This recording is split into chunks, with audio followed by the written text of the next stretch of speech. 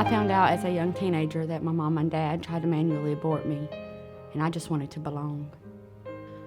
I was sexually abused as a child at the age of 5 years old.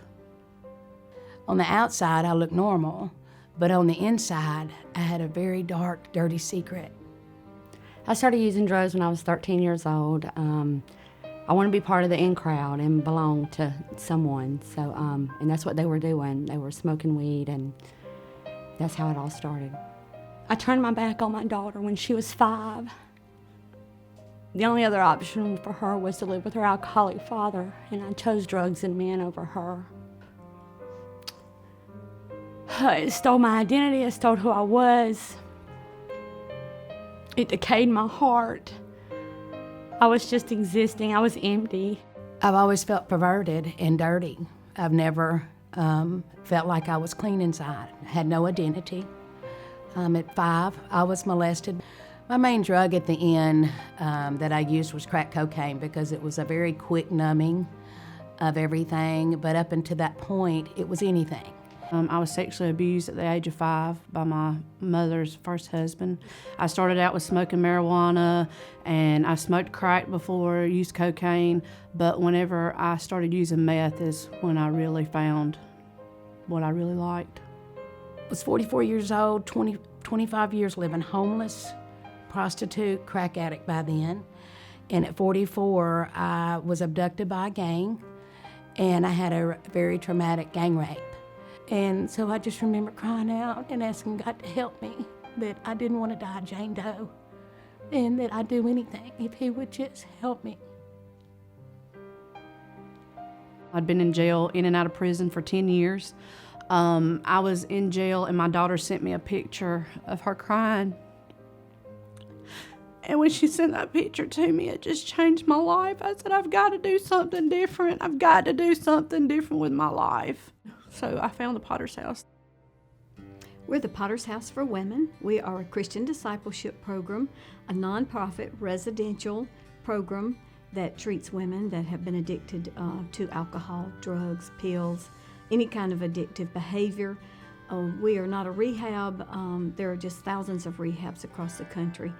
Because we realize the real problem are not drugs and alcohol. The real problem is deep inside. There's something that needs to be fixed, and only the Lord can fix that deep internal problem. We are a 9-month discipleship program, and during this 9 months, the ladies are required to do chores. We teach them how to be ladies. We have Bible studies throughout the day. The ladies also have parenting classes. We have coping skills. We teach life skills. We teach budgeting, any areas the ladies need help. We just want to equip them to have a productive life in our society. I also have an exercise program for the girls. We have stations that we do. They walk three times a week. They walk 3 miles. And I have different stations set up where they work together. They have to learn to help each other and assist each other and also get the exercise that they need. We also have a gym here that we have exercise facilities there, and we have exercise machines that we use. We play basketball, volleyball, kickball, softball. We also go to Impact and feed the homeless on Wednesday mornings. We also go to the nursing home and assist. We go and visit with them, paint their toenails and their fingernails, and just let them talk to us and have a nice visit with them. We also go to Miss Cherie's home. She lives on a lake, and we kayak and swim for exercise.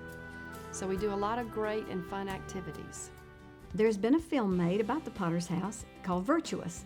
This film shows how you can be a virtuous woman in our modern day society. Through this movie, one of our desires is that there will be Potter's Houses in every state in the United States.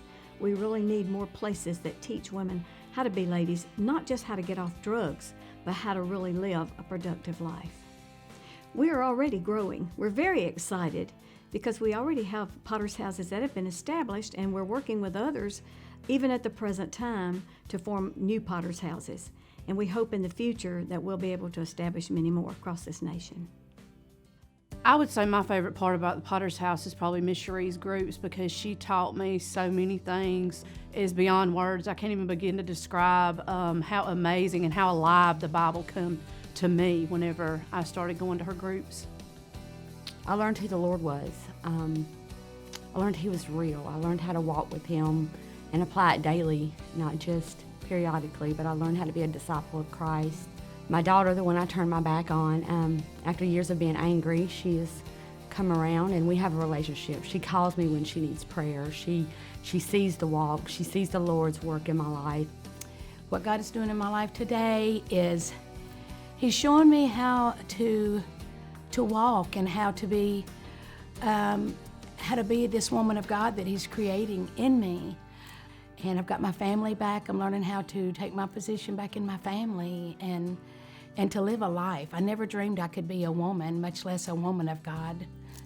The Potter's House is a home of love, warmth, comfort, restoration, and hope. It's a place where these ladies find who they are and they can finally live the life that Christ has wanted them to live. The Potter's House gives me confidence. The Potter's House gives me strength. The Potter's House gives me hope. Thank you, Potter's House. Thank you, Potter's House.